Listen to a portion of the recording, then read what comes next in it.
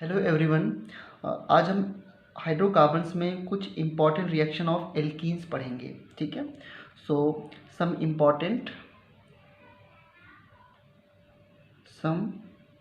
Important reaction and preparation method of alkenes. Okay, so alkenes जो होते हैं they are represented by general formula CnH2n। ठीक है, सो alkenes में जो नंबर ऑफ हाइड्रोजन होते हैं just double of number of carbon. Correct. और सबसे स्मॉलेस्ट एल्कीन जो है वो n=2 से स्टार्ट होती है। n की वैल्यू 2 पुट करेंगे तो C2H4। इसका कॉमन नेम होता है इथाइलिन। ठीक है, इसको इथाइलिन बोलते हैं। ओके, और इसका IUPAC नेम है इथीन।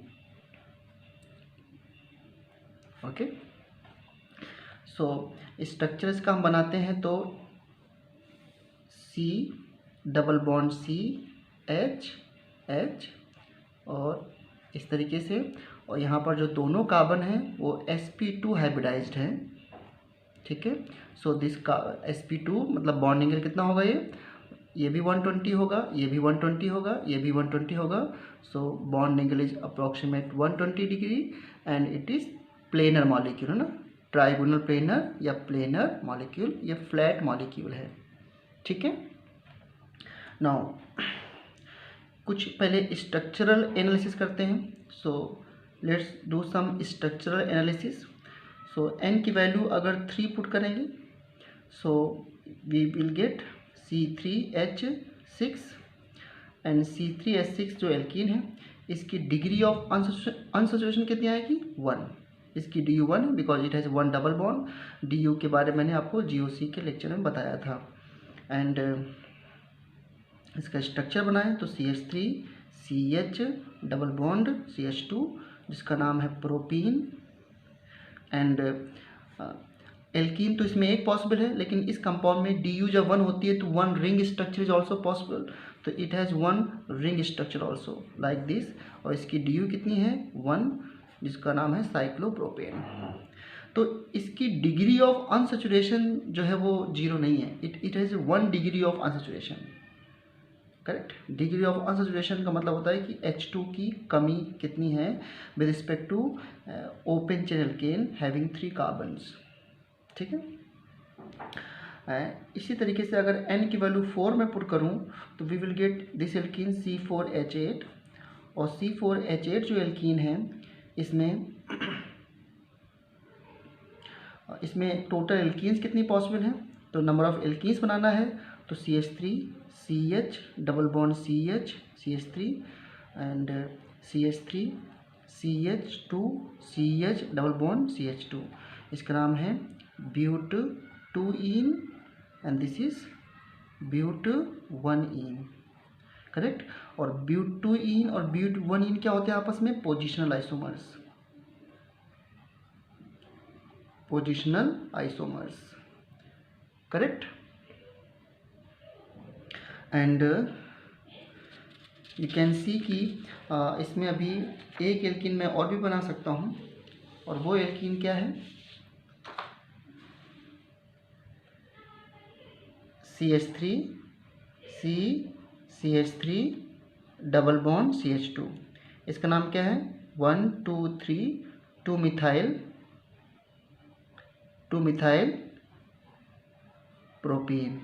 करेक्ट, सो अब देखना ध्यान से, total 3 alkenes possible. Correct, total 3 alkene possible from molecular formula C4H8। लेकिन जो 3 एल्कीन्स हैं ये आपस में क्या हैं, स्ट्रक्चरल आइसोमर्स हैं। क्या है, स्ट्रक्चरल आइसोमर्स। अब क्वेश्चन ये आ जाए, देखो क्वेश्चन क्या है, number of alkenes possible from molecular formula C4H8 including stereoisomerism. तो आपको पता है बच्चों कि जो एल्कीन्स होती हैं they also show geometrical isomerism, right. तब हमारी कितनी एल्कीन्स होंगी? तो C4H8 में जो हमारी एल्कीन्स बनी थी CH3 CH2 CH double bond CH2 ब्यूट1इन CH3 CH double bond CH3 and CH3 double bond CH2। So 3 alkene possible है। अगर हम केवल स्ट्रक्चरल आइसोमर देखें, जब पूछा था स्ट्रक्चरल एल्कीन्स कितनी पॉसिबल हैं, तो we have to count positional chain isomers, functional group isomers, metamers, tautomers. लेकिन स्टीरियो है तो ध्यान दो, जो ब्यूट2इन है इसके 2 स्ट्रक्चर हो सकते हैं, CH3 CH double bond CH3 और H। Cis but two ene and CH3 CH double bond C, this is trans but two ene, ठीक है, ट्रांस ब्यूट2इन। रिमेंबर कि शायद इस बार आपका E एंड Z नोमेनक्लेचर और स्टीरियो आइसोमेरिज्म जो भी मैंने पार्ट GOC में बताई थी वो सब आ सकता है। तो अब और कोई स्ट्रक्चर नहीं पॉसिबल है, तो टोटल आइसोमर्स या total alkenes, number of alkenes possible molecular formula C4H8 including stereochemistry, the answer is 4। तो क्या क्वेश्चन पूछा, क्या ये ध्यान देना। अगर पूछा टोटल स्ट्रक्चरल एल्कीन्स कितनी पॉसिबल है, तो you have to count it 3 only. Total alkenes possible including stereo isomerism, you have to count 4, correct. इस तरीके से अब इसी क्वेश्चन पूछ रहे कि इसमें टोटल साइक्लिक स्ट्रक्चर कितने होंगे, इसमें टोटल साइक्लिक स्ट्रक्चर कितने होंगे। सो वेरी सिंपल, इसकी डी यू कितनी है 1, इसकी डिग्री ऑफ अनसैचुरेशन 1 है। आपको याद है कैसे निकालते थे, C+1 minus M minus T divide by 2 number of carbon atoms +1 monovalent atom, यानी कि जिसके आउटर मोस्ट में जिसकी वैलेंसी 1 हो, और T फॉर ट्राईवैलेंट एटम जिनकी वैलेंसी 3 हो। यहाँ पर M में क्या आ सकता है, M में हाइड्रोजन आ सकता है और M में हाइलोजन्स आ सकते हैं, जैसे Cl हो गया, और T में आपके नाइट्रोजन आ सकता है, ठीक है। ये काउंट करने हैं, ये सब बता चुका हूँ मैं। तो एक तो 4 मेंबर रिंग से स्टार्ट करो, 4 कार्बन में हाईएस्ट रिंग 4 होती है, इसकी DU 1 है, और फिर 3 मेंबर में ये। तो total cyclic alkenes possible this. अब इसमें ये पूछ लेता कि टोटल स्ट्रक्चर कितने पॉसिबल हैं, टोटल स्ट्रक्चर। तो फिर स्ट्रक्चर में तो ये भी काउंट करोगे, ये दोनों कौन से आइसोमर हैं, they R ring chain isomers. तो जब टोटल स्ट्रक्चर्स पूछता तो 3 ये काउंट करते हैं, 2 ये काउंट करते हैं, क्योंकि स्ट्रक्चर में स्टीरियो काउंट नहीं होगा, करेक्ट। इस तरीके से आपको स्ट्रक्चरल एनालिसिस करनी पड़ेगी। जैसे कि एक एल्कीन और लेता हूँ, जनरल फार्मूला इज CnH2n, और यहाँ पर मैं n की वैल्यू 5 पुट कर दूँ अगर, तो वी विल गेट C5H10,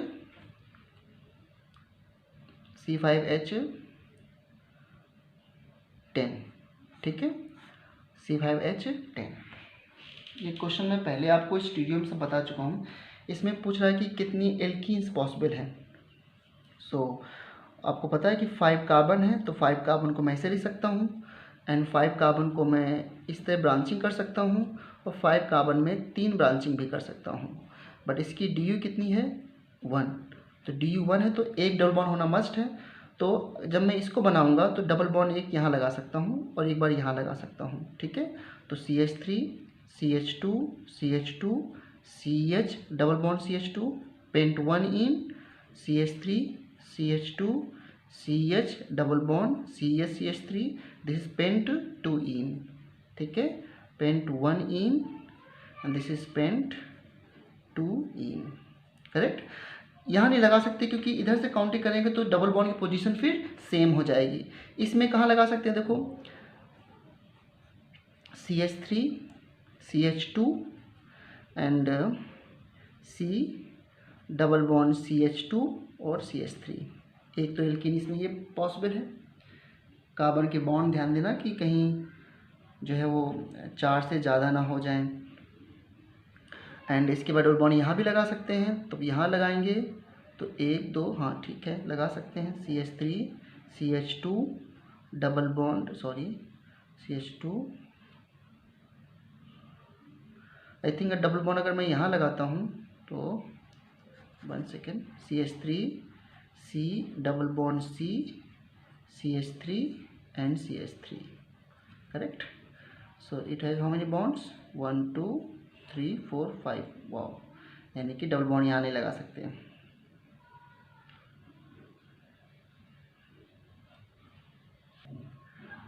यहाँ पे हाइड्रोजन हो सकता है, राइट। सो इसके बॉन्ड कितने 1 2 3 4, राइट। एंड बट यहाँ पे CH3 है तो वो मे बी CH3।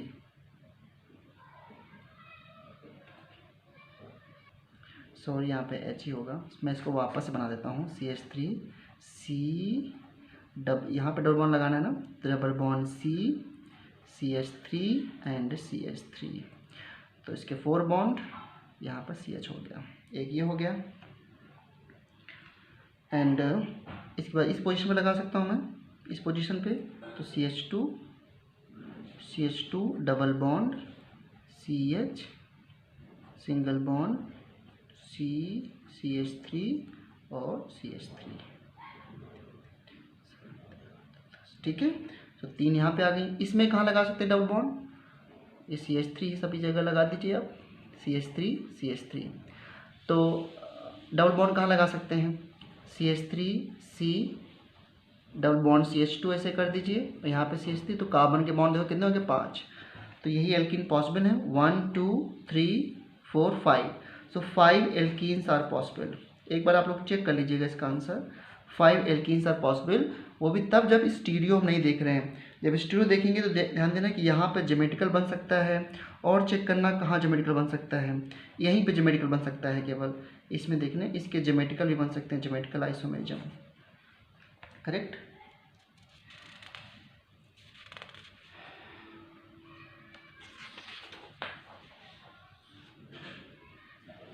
नाउ अब आते हैं हम लोग प्रिपरेशन ऑफ एल्कीन्स में। प्रिपरेशन ऑफ एल्कीन्स,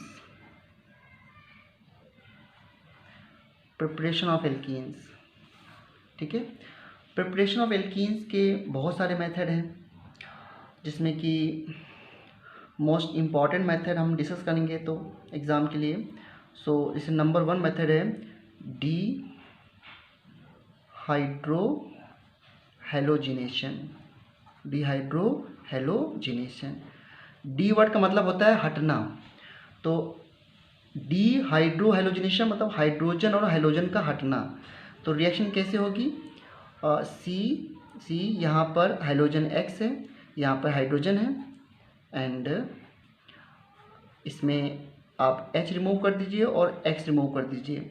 जिस कार्बन पे X जुड़ा है उस कार्बन को हम बोलेंगे अल्फा कार्बन, और उसके एडजेसेंट कार्बन को बोलेंगे बीटा कार्बन, ठीक है। सो इसे हम बीटा से हाइड्रोजन हट रहा है तो इसका नाम हम लोग बीटा एलिमिनेशन भी कहते हैं, एलिमिनेशन। और आपकी एल्कीन्स क्या बन जाएगी, जब HX रिमूव हो जाएगा तो C यहाँ से 2 सिग्मा बॉन्ड कम हुए तो एक डबल बॉन्ड आ जाएगा आपको इस तरीके से, and you will gate HX, correct. यह है डिहाइड्रोहैलोजिनेशन। अभी इसके बारे में सीखेंगे। दूसरा वेरी इंपॉर्टेंट रिएक्शन है डिहाइड्रेशन ऑफ एल्कोहल से, बाई डिहाइड्रेशन ऑफ एल्कोहल्स, ठीक है। डिहाइड्रेशन ऑफ एल्कोहल्स में आप एल्कोहल लेंगे इस तरीके से, C यहाँ पर OH, ये H लिया हमने, और इसका डिहाइड्रेशन करेंगे। अब देखो बीटा एलिमिनेशन जो होता है वो एल्कोहलिक एल्कोहलिक KOH के प्रेजेंस में होता है, ALC कर दीजिए, एल्कोहलिक KOH के प्रेजेंस में हीट करना पड़ता है। और डिहाइड्रेशन ऑफ एल्कोहल का मतलब होता है रिमूवल ऑफ वाटर। देखो यहाँ पे डी का मतलब हटना और हाइड्रेशन मतलब वाटर, तो ये होता क्या होता है, रिमूवल ऑफ वाटर, ठीक है। सो यहाँ पर वाटर रिमूव करेंगे तो यहाँ से OH निकाल दिया हमने और यहाँ से क्या निकाल दिया H. You will gate C double bond C and this compound plus water. And dehydration करने के लिए डिहाइड्रेटिंग एजेंट ले सकते हो. क्या क्या कर सकते हो यहाँ पर देखो ध्यान से. You can take concentrate H2SO4, concentrate H2SO4, ठीक है, विथ हीट, पहला reagent. You can take concentrate H3PO4, इसको भी चूज कर सकते हो आप. एंड आप ले सकते हो Al2-3 जिसका नाम होता है एल्यूमिना, ठीक है. सभी में हीट करना पड़ेगा. And these are the dehydrating agent. और भी जो कॉमन डिहाइड्रेटिंग एजेंट होते हैं उसको आप ले सकते हैं to remove the water. Clear है. सो ये है. नेक्स्ट मेथड जो हमें सीखना है वो है तीसरा मेथड जो हमें पढ़ना है बाई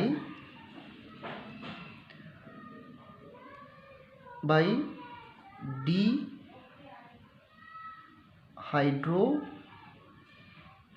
या इसको बोलेंगे by dehalogenation, halogenation of vicinal dihalide, ठीक है, या विशनल हैलाइड. विशनल हैलाइड के डीहैलोजिनेशन से बनता है एल्कीन. और इसका मतलब हटाना. देखो विशनल का मतलब क्या होता है, जहाँ पर हाइड्रोजन जो होते हैं वो एडजेसेंट जुड़े हों, ठीक है. वैसे विशनल का मीनिंग ही होता है एडजेसेंट. तो अगर इस तरीके से एडजेसेंट दो हैलोजन जुड़े हुए हैं कार्बन के बॉन्ड 4, तो इसको आप zinc in presence of acetic acid आप हीट करके यहाँ पर दोनों हैलोजन को निकाल सकते हो. You will get this compound double bond C and plus ZnX2, ठीक है. एंड फोर्थ मेथड जो हम पढ़ चुके हैं बाई रिडक्शन ऑफ एल्काइन, ठीक है. एल्काइन के रिडक्शन से बनता है. और एल्काइन के रिडक्शन के दो मेथड आपने सीखे हैं. एक in presence of Lindlar catalyst, ठीक है, और दूसरा बाई बर्च रिडक्शन, जिसमें हम क्या लेते हैं reagent Na in liquid ammonia, ठीक है, Na इन लिक्विड अमोनिया, ठीक है. ये होता था आपका H2PdBSO4. ओके. सो इसकी प्रेजेंस में यू गेट सिस एल्कीन, याद है आप लोगों को. एंड इसकी प्रेजेंस में you get trans alkene. So अब हम स्टेप बाय स्टेप इन रिएक्शन को पढ़ते हैं. So now come to first method, that is dehydrohalogenation. Dehydrohalogenation, ठीक है. नेम सजेस्ट कर रहा है हाइड्रोजन और हेलोजन को रिमूव करना. सो पहले मैं रिएक्शन लिखता हूँ, फिर कुछ मैकेनिज्म डिस्कस करता हूँ इसकी. CH3 CH2 Cl in presence of alcoholic KOH and heat. देखो इसको कैसे लिख सकते हैं रीजन को, इसको ऐसे लिख सकते हैं. अगर ऐसे लिखा है C2H5ONa in presence of C2H5OH, तो ध्यान देना इससे भी एलिमिनेशन ही होता है. ये भी एल्कोहलिक KOH की तरह है, एल्कोहलिक NaOH की तरह है, एलिमिनेशन होता है, ठीक है. और या फिर इसको इस तरीके से KOH इन एल्कोहल, करेक्ट. तो इस रिएक्शन का नाम होता है एलिमिनेशन. जब किसी चीज़ को रिमूव कर रहे हो दैट इज कॉल्ड एलिमिनेशन. तो जिस कार्बन पे हाइड्रोजन जुड़ा है उस कार्बन का नाम अल्फा होगा और उसके बाद बीटा होगा. सो इस रिएक्शन में मैंने क्या बोला कि हाइड्रोजन और हैलोजन रिमूव होते हैं. सो हैलोजन जिस कार्बन से जुड़ा है उस कार्बन के एडजेसेंट कार्बन पर जो हाइड्रोजन होता है वो रिमूव होता है, इसलिए इसे बोलते हैं बीटा एलिमिनेशन. या फिर यूँ कह सकते हैं कि बीटा हाइड्रोजन रिमूव होने की वजह से ये बीटा एलिमिनेशन है. ठीक है। तो आप यहाँ से हाइड्रोजन रिमूव कर दीजिए और यहाँ से एक हाइड्रोजन, तो क्या बन जाएगा CH2 डबल बॉन्ड CH2 और प्लस क्या बना HCl ये KOH से मिलकर क्या बना लेंगे KCl और प्लस H2O। आप इसको ऐसे ले सकते हैं या फिर HCl लिख दीजिए, कोई दिक्कत नहीं, ये आपकी एल्कीन बन गई, करेक्ट। और यहीं पर अगर हम ये मॉलिक्यूल लेते हैं CH3 CH Cl and CH2 CH3 और इसको एल्कोहलिक KOH से हीट करते हैं एल्कोहलिक KOH के साथ। सो अगेन जिस कार्बन पर क्लोरीन जुड़ा है दैट इज अल्फा कार्बन, लेकिन बीटा कार्बन यहाँ पे राइट हैंड साइड भी है और लेफ्ट हैंड साइड भी है। सो अगर डिफरेंट टाइप के बीटा हाइड्रोजन प्रेजेंट हैं, ठीक है, if different type of beta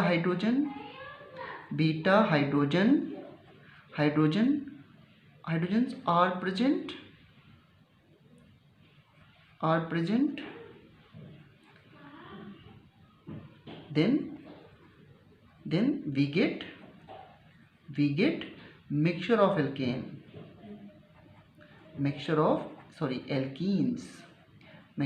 alkenes, ठीक है। और फिर इसमें डिसाइड करना होगा which one is major alkenes, तो फिर एल्कीन की स्टेबिलिटी पे जाना पड़ेगा और एल्कीन की stability decide by hyperconjugation. तो देखो मान लेते हैं कि इस तरह की एल्कीन 100 है, ऑल्दो एक मोल एल्कीन होगी 6.02 10 की पावर 23, तो सपोज ये 100 एल्कीन है, मैंने इसे मान लिया आपको समझाने के लिए। तो 100 एल्कीन्स में हो सकता है कि कुछ एल्कीन से ये हाइड्रोजन और ये क्लोरीन रिमूव हुआ है, तो मैं इसको कुछ पल के लिए CH2 और ऐसे H लिख देता हूँ। तो for some compounds this hydrogen and this chlorine are eliminated, you will get CH2 double bond CH2 CH3 plus and कुछ मॉलिक्यूल में ये hydrogen this beta hydrogen and ये अल्फा क्लोरीन रिमूव हुआ है, so you will get another alkene CH3 CH double bond CH and CH3। This is but 1 ene and but 2 ene. Side पर लिखने की अब कोई ज़रूरत नहीं है। सो अब बताओ इन दोनों में मेजर एल्कीन कौन होगी, ठीक है। सो ध्यान रखना यहाँ पर मेजर एल्कीन इज 1, ठीक है, विच इज मोर सब्स्टिट्यूटेड, ठीक है, मोर सब्स्टिट्यूटेड है।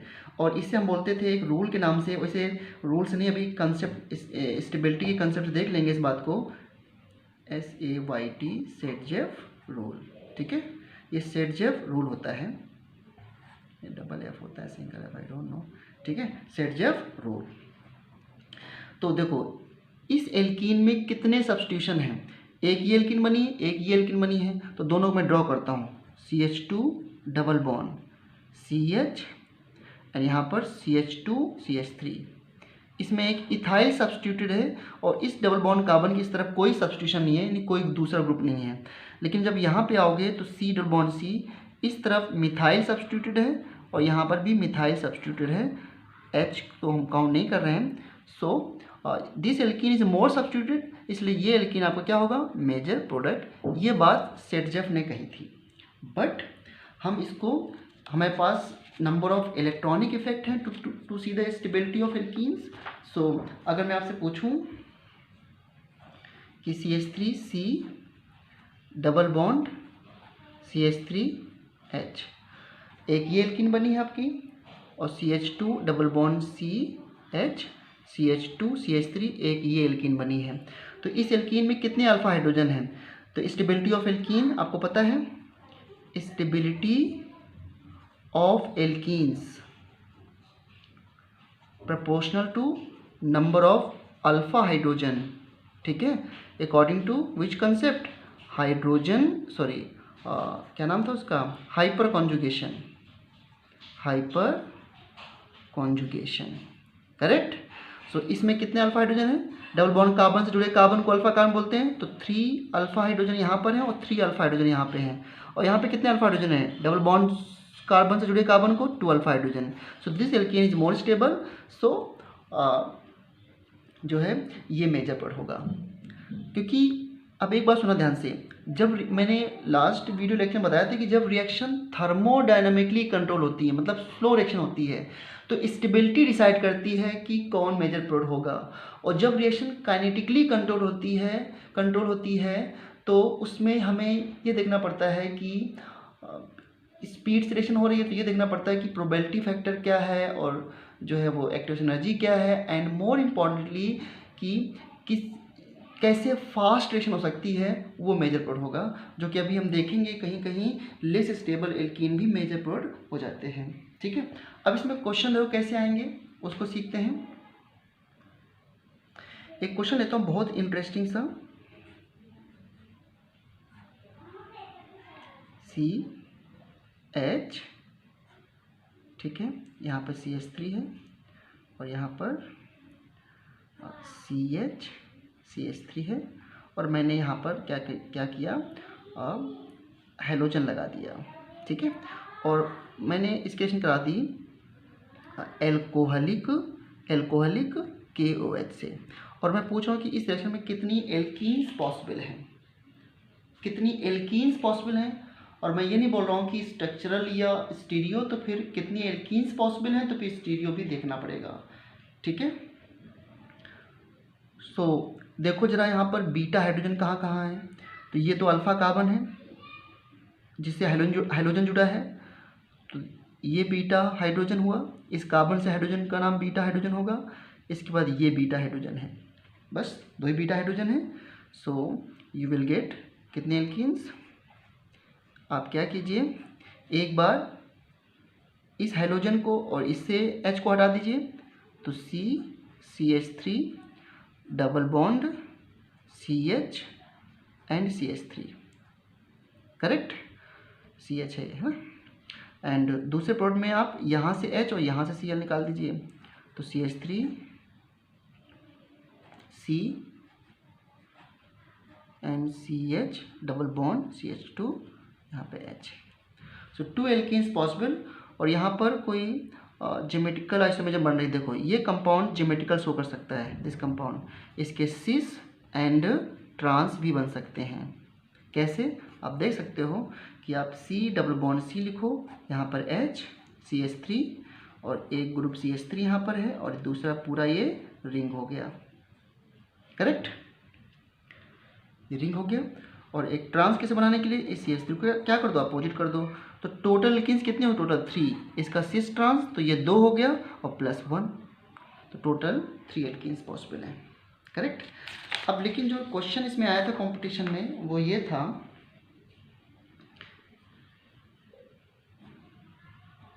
CH3 Cl एंड CH2CH3, इस कंपाउंड का कराया गया है dehydrohalogenation in presence of alcoholic KOH, and पूछा है कितनी एल्कीन्स पॉसिबल है, करेक्ट। तो बीटा हाइड्रोजन यहाँ पर भी है, बीटा हाइड्रोजन यहाँ पर भी है, और बीटा हाइड्रोजन इस कार्बन पे भी है, एक हाइड्रोजन देखो यहाँ पर भी है। So we have 3 beta hydrogen, तो पहले 3 तो पक्का बनेंगी, फिर स्टीरियोकेमिस्ट्री देखना पड़ सकता है।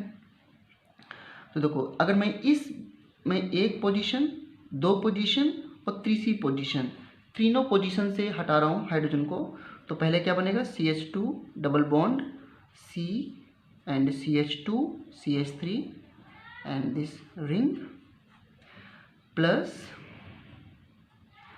आप इस पोजीशन से, सेकेंड पोजीशन ये है ना, तो इस पोजीशन से हटा दीजिए, तो CH3 C रिंग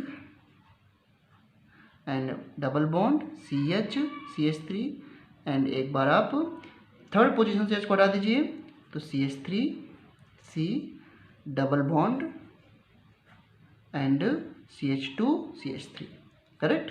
अब देखो ये compound cis and trans show कर सकता है, बट ये कंपाउंड नहीं शो करेगा क्योंकि इसके दोनों तरफ सिमेट्री है, इसलिए 1 इसको 2 और इसको 1, टोटल कितने एल्कीन्स पॉसिबल है, 4 एल्कीन्स, ठीक है। तो ये हो गया आपका डिहाइड्रोहेलोजिनेशन। अब इसकी मैकेनिज्म देखो कैसे होती है, मैकेनिज्म,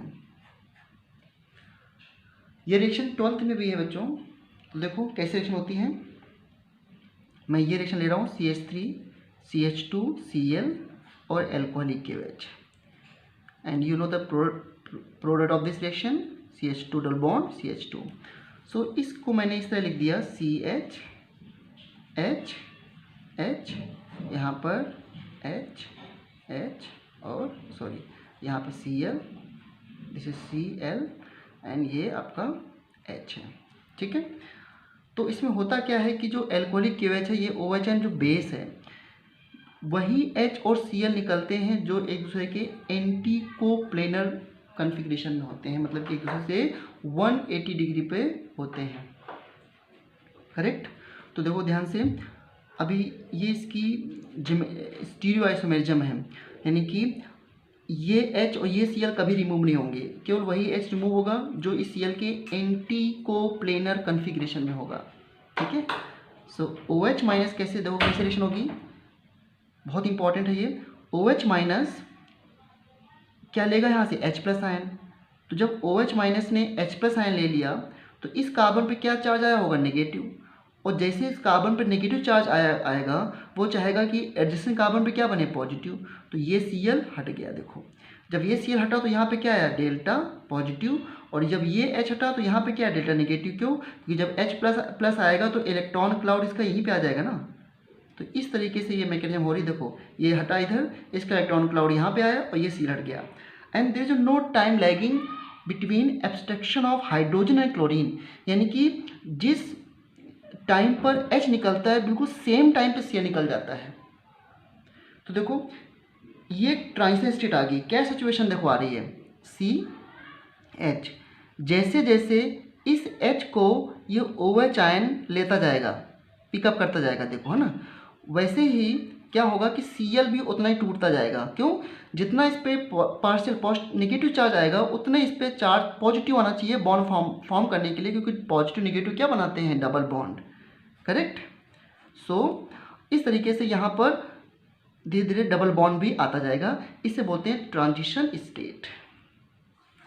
और ये दोनों इलेक्ट्रॉन क्लाउड ये हट रहा है, तो ये इलेक्ट्रॉन क्लाउड एक दूसरे के अपोजिट होने चाहिए, इसे बोलते हैं एंटी कोप्लेनर कॉन्फ़िगरेशन। ठीक है, तो जैसे जैसे ये हटता जाएगा वैसे ये भी हटता जाएगा और बीच में उतना ही डबल बॉन्ड आता जाएगा। यानी कि ट्रांजिशन स्टेट, मैं एक वर्ड बोलूँगा, ट्रांजिशन स्टेट है डबल बॉन्ड करेक्टर। तो जितना ज़्यादा स्टेबल ये डबल बॉन्ड बनेगा उतनी ज़्यादा ये मेजर एल्कीन बनेगी। ठीक है, तो ये इंपॉर्टेंट है। अब इस मैकेनिज्म का क्या मतलब है वो भी मैं अभी आपको बताता हूँ कि इसे मैं बहुत इंपॉर्टेंट तरीके से बोल रहा हूँ कि ये anti coplanar configuration, anti coplanar configuration होना चाहिए। मतलब यही कि जो ग्रुप रिमूव हो रहे हैं वो एक दूसरे के एंटी होना चाहिए, बस यही मतलब है इसका। ठीक है, जैसे मैं एक एग्जांपल देता हूँ, ये जो कंपाउंड साइक्लोहेक्सेन है, ठीक है, ये दो कन्फर्मर में एग्जिस्ट करता है, boat and boat and chair form. तो कन्फर्मेशन का बताऊंगा, अभी आप कुछ पल के लिए समझ लीजिए। इसके दो कन्फर्मर हैं, ये एक इसे बोलते हैं चेयर कन्फर्मर ऑफ द साइक्लोहेक्सेन। अगर मैं यहाँ पर H लेता हूँ और यहाँ पर भी H है और ये Cl है एंड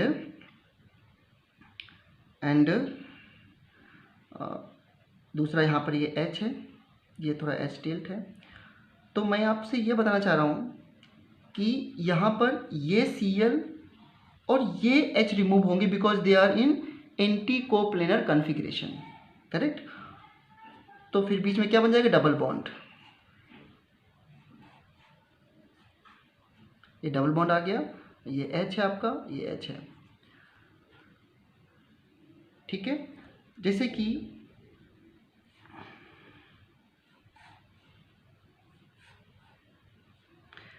फिर देखो ध्यान से, यहाँ पे Cl है एंड यहाँ पर कोई ग्रुप हमने ले लिया D, ये H है and suppose this is CH3, इस तरीके से है। जब इसके रिएक्शन कराएंगे अल्कोहलिक की वजह से, तो H तो इसके अपोजिट नहीं है ना, तो इसके अपोजिट कौन है, ड्यूटेरियम है, तो फिर ड्यूटेरियम रिमूव होगा and you will get this compound.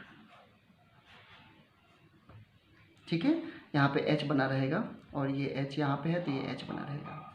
ये मतलब होता है एंटी कोप्लेनर कॉन्फ़िगरेशन का। ठीक है,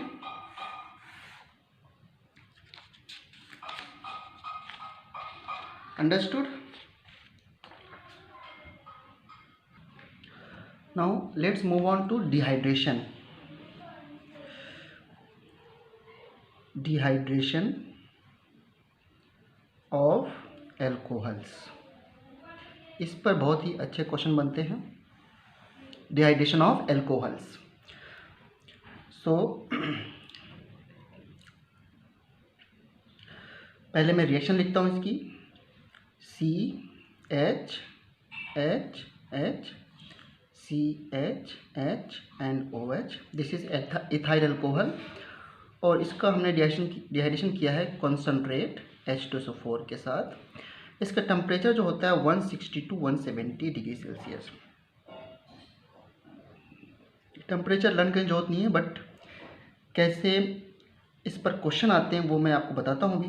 तो this is again beta elimination, ये अल्फा कार्बन है, अगेन बीटा हाइड्रोजन है, तो you will gate CH2 double bond CH2 and plus water. ठीक है, सो अल्फा से OH और बीटा से H रिमूव हो गया। इसमें एंटी कोप्लेनर कॉन्फ़िगरेशन जैसा कुछ नहीं होता है, correct.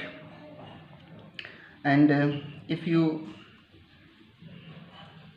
Take this alcohol, this is secondary alcohol and इसके रिएक्शन कराते हैं कॉन्सनट्रेट H2SO4 के साथ। सो इस बार मैं टेम्परेचर मेंशन नहीं करूँगा।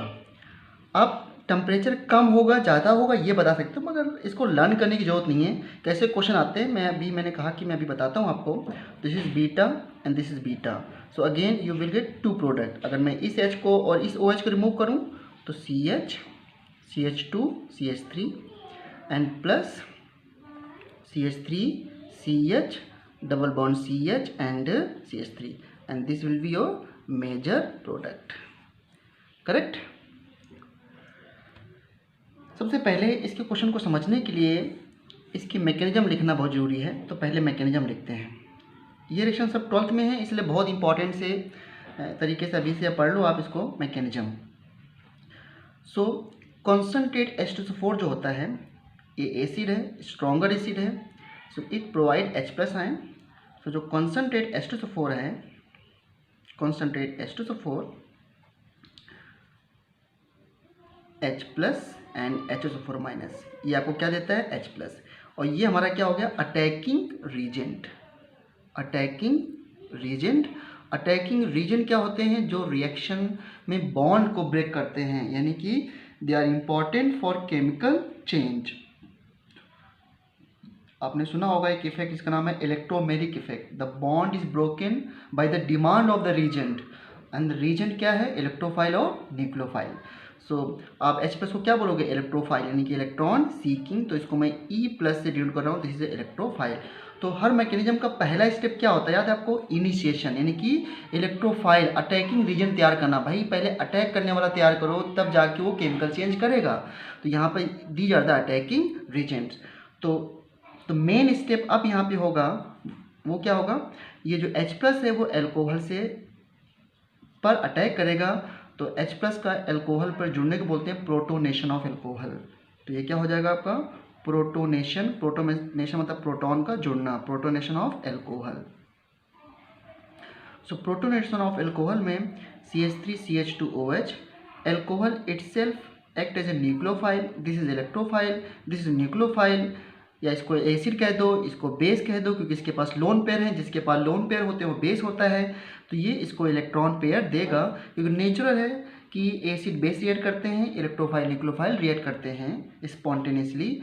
This is a reversible step and you will get this compound. देखो इसने अपना लोन पेयर इसको दे दिया, तो इसका पॉजिटिव चार्ज ओवर हो गया, खत्म हो गया, और इसमें नया पॉजिटिव चार्ज आ गया, क्योंकि इसने इलेक्ट्रॉन अपना डोनेट किया है थ्रू अ कोऑर्डिनेट बॉन्ड। तो CH2O+ और H के साथ इसका बॉन्ड बन गया। नाउ दिस, अब ऑर्गेनिक केमिस्ट्री में, chemistry study of carbon and compound, तो अधिकतर चीज़ें जो वियर करना पड़ता है वो कार्बन को वियर करना पड़ता है, यानी कि ऑक्सीजन इज मोर इलेक्ट्रोनेगेटिव। सो ये अपना पॉजिटिव चार्ज अपने से कम इलेक्ट्रोनेगेटिव पे ट्रांसफ़र कर देगा। अब अगर हाइड्रोजन पे ट्रांसफ़र करता है तो हम बैक टू रिएक्टेंट और हमें आगे प्रोसीड करना है, तो इसका मतलब कि ये बॉन्ड इस तरह ब्रेक हो जाएगा सो दैट कि positive charge will be more stable on carbon rather than oxygen. तो इसलिए नेक्स्ट स्टेप जो होगा इसमें वो क्या होगा, removal of water, removal of water. ठीक है, तो रिमूवल ऑफ वाटर होगा इसमें। सो बस आप क्या कर दीजिए CH3CH2O प्लस HNH और इस बॉन्ड का हो गया हेटेरोलिटिक फिजन। ठीक है, तो देखो ये बॉन्ड जब इधर टूटा तो जिस तरह हेड होता है उधर क्या चार्ज आता है, नेगेटिव, तो नेगेटिव पॉजिटिव चार्ज फिनिश हो गए और इस कार्बन पे क्या आ गया, पॉजिटिव चार्ज। ठीक है, सो बन गया CH3CH2 प्लस एंड वाटर। और देखो यहाँ पर अब ये जो बना है इसका ऑक्टेट इनकम्प्लीट है। जब इसका ऑक्टेट इनकम्प्लीट है तो इनकम्प्लीट ऑक्टेट वाला इंटरमीडिएट बहुत इजीली नहीं बनना चाहेगा, तो ये स्टेप किस में क्या होगा, स्लो स्टेप होगा। इसलिए इसी को यहाँ पे क्या बोलेंगे हम लोग, RDS step, rate determining step. क्योंकि किसी रिएक्शन में स्लो स्टेप क्या होता है, जिसमें कि प्रोडक्ट बहुत मुश्किल से बन रहा हो, और मुश्किल से प्रोडक्ट कौन बनेगा, जब वो अनस्टेबल होगा। ठीक है ना। तो carbocation they have deficiency of electron pair. Carbocation में कार्बन के पास टोटल 6 इलेक्ट्रॉन्स ही होते हैं, तो ये नहीं बनना चाहेगा, और अगर बनेगा तो स्लो तरीके से बनेगा। That's why it is RDS step, rate determining step. और हमें क्या बनाना है, एल्कीन्स। तो मैकेनिज्म प्रपोज्ड होती है, यानी कि प्रोडक्ट को देख करके हम प्रपोज्ड इस स्टेप करते हैं कि भाई क्या क्या हो सकता है। सो इसके बाद जो नेक्स्ट स्टेप होगा इसमें वो ये होगा कि जो कार्बोकेटायन बना है CH3CH2 प्लस, ये कार्बोकेटायन जो बना है इसके इस पोजीशन से H का रिमूवल होगा, और कौन लेगा, जो बेस बना था आपका। आप इसी को ले सकते हो, इसको बेस मान लिया थोड़ी देर के लिए, या वाटर को ही बेस ले सकते हो। सो जो वाटर बना है यहाँ पर, वाटर, ये वाटर ने क्या किया, इसने इससे H ले लिया। ठीक है, जब यहाँ से इसने H प्लस ले लिया तो यहाँ पे क्या चार्ज आएगा, नेगेटिव। आप इसको दिखा भी सकते हो इस तरीके से, CH, यहाँ पर ये H है और ये H2O है, इसने यहाँ पे H प्लस ले लिया तो ये बॉन्ड इधर शिफ्ट हो गया, और जब इसने H प्लस ले लिया तो बॉन्ड के इलेक्ट्रॉन इस कार्बन पे आ गया, तो नेगेटिव पॉजिटिव क्या बन गया, डबल बॉन्ड। तो you will gate CH2 bond CH2 and plus H3O plus. अब ये जो H3O प्लस है ये HSO4 माइनस को H प्लस दे देगा, क्योंकि H2SO4 यहाँ पे क्या है, कैटलिस्ट की तरह है, तो बन गया वापस से H2SO4 प्लस वाटर। ठीक है, ऑल्दो इसी फॉर्म में रहेंगे, बट ये बताने का तरीका है बस, करेक्ट। तो अब यहाँ पर एक जो सबसे इम्पॉर्टेंट क्वेश्चन बनता है कि rate of dehydration, rate of dehydration, ठीक है, वो किस बात पे डिपेंड करेगा। सो रेट ऑफ डिहाइड्रेशन समझने के लिए, यानी कि अगर मैं आपको एक से ज़्यादा अल्कोहल्स दे दूं और पूछूं कि किस में डिहाइड्रेशन फास्ट होगा, किस में रिमूवल ऑफ वाटर फास्ट होगा, किस में बहुत फास्ट एल्कीन बनेगा, तो rate of dehydration proportional to stability of carbocation. तभी तो हम रिएक्शन मैकेनिज्म पढ़ते हैं जिससे कि हमको इंटरमीडिएट मिल जाए, और इंटरमीडिएट की स्टेबिलिटी से हम डिसाइड कर सकते हैं कि रिएक्शन कितनी फास्ट है, कितनी स्लो होगी। ठीक है, so rate of dehydration proportional to stability of carbocation, stability of carbocation. ठीक है, जैसे क्वेश्चन इसमें 1 लेता हूँ मैं, CH3C CH3 CH3 and OH and CH3 CH CH3 OH CH3 CH2 OH। मैं पूछूँ कि इसमें किसका डिहाइड्रेशन फास्ट होगा, तो आपको पता है कि मैकेनिज्म में इसमें कार्बोकेटायन यहाँ बनेगा, इसमें कार्बोकेटायन यहाँ बनेगा, और इसमें कार्बोकेटायन यहाँ बनेगा। तो 3 डिग्री कार्बोकेटायन जो होता है is more stable then 2 degree carbocation is more stable then 1 degree carbocation. इसमें क्या बनेगा, कार्बोकेटायन। अब मैकेनिज्म देखो कि जो H प्लस है वो इसके लोन पेयर के पास आएगा। देखो लोन पेयर से एरो इस तरफ जाएगा, आप लोग जल्दी में ऐसे एरो मत बना देना, ठीक है। इलेक्ट्रॉन ये दे रहा है तो यहाँ पे H2O प्लस हो जाएगा और फिर वाटर रिमूव हो जाएगा। तो पहले वाले में ये बनेगा कार्बोकेटायन CH3 का whole thrice C plus, second वाले में बनेगा CH3 का CH प्लस, और इसमें ये बनेगा कार्बोकेटायन CH3CH2 प्लस। तो स्टेबिलिटी ऑफ कार्बोकेटायन ये होती है सेम फ्री रेडिकल की तरह, तो ईज ऑफ डिहाइड्रेशन ये होगा, करेक्ट। क्योंकि आपको पता है कि कार्बोकेटायन को प्लस आई इफेक्ट स्टेबलाइज करते हैं, या फिर हाइपर कॉन्जुगेशन से इसकी स्टेबिलिटी हम लोगों ने देखी थी। यहाँ पर टोटल 9 अल्फा हाइड्रोजन है, यहाँ पर टोटल 6 अल्फा हाइड्रोजन आएंगे इसमें, और यहाँ पर टोटल 3 अल्फा हाइड्रोजन आएंगे। नंबर ऑफ अल्फा हाइड्रोजन बढ़ने से स्टेबिलिटी ऑफ कार्बोकेटायन बढ़ती है, करेक्ट। इस तरीके से तो इसमें नंबर ऑफ क्वेश्चन बन सकते हैं ईज ऑफ डिहाइड्रेशन में, करेक्ट। अब जरा ध्यान दो, जो मैंने ये टेम्परेचर यहाँ पे मेंशन किया था, तो अगर यहाँ पे 2 डिग्री अल्कोहल होता है तो ये टेम्परेचर 100 डिग्री हो जाएगा, और जब 3 डिग्री अल्कोहल होगा तो ये टेम्परेचर 100 से बहुत कम, यानी वार्म करना पड़ेगा, इवन रूम टेम्परेचर पे डिहाइड्रेशन हो जाएगा। क्यों? जब स्टेबल इंटरमीडिएट बनेगा तो फिर हमको इतना टेम्परेचर बढ़ाने की जरूरत नहीं है, वो अपने आप रिएक्शन हो जाएगी, करेक्ट।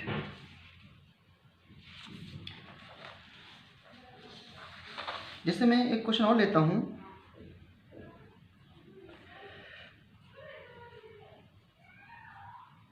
OH